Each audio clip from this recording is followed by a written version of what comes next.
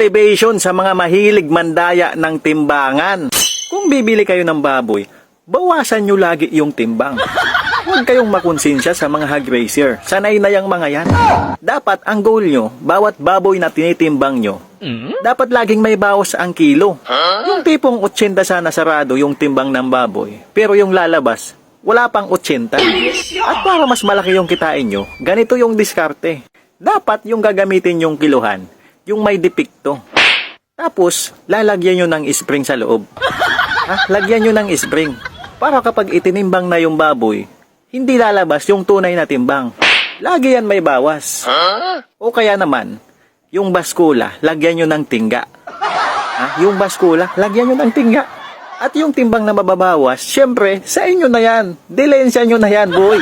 Huwag kayong maawa sa mga hog raiser kasi wala namang kayong konsensya, ha? At para mas doble yung kitain nyo, ganito gawin nyo. Dapat mabibilis kayo. Bantayan nyo lagi yung may-ari. At kapag hindi tumingin yung may-ari, no? Kapag tinimbang na yung baboy, gumaganong pa yung kiluhan, tanggalin nyo agad. Wala naman kayong mga konsensya, di ba? Huwag ka lang papahuli kasi hindi ka man mahuli ng tao, ha? Hindi ka man mahuli ng hog raiser. Ayun no, nakikita ka, andun, nakasilip sa'yo, ha? Kapag kunyari, lumingon yung may-ari ganyan, tanggalin nyo agad yung baboy. Gumaganon pa, tanggalin nyo na. Tapos, kung estimated mo 80 yung timbang, sabihin mo lang 78. Hindi may 2 kilo ka na agad na dilensya dun.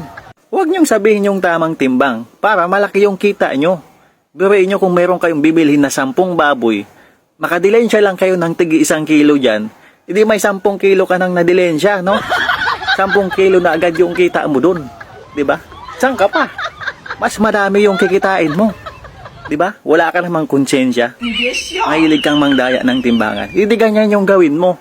Huwag kayong maawa sa mga hog raiser.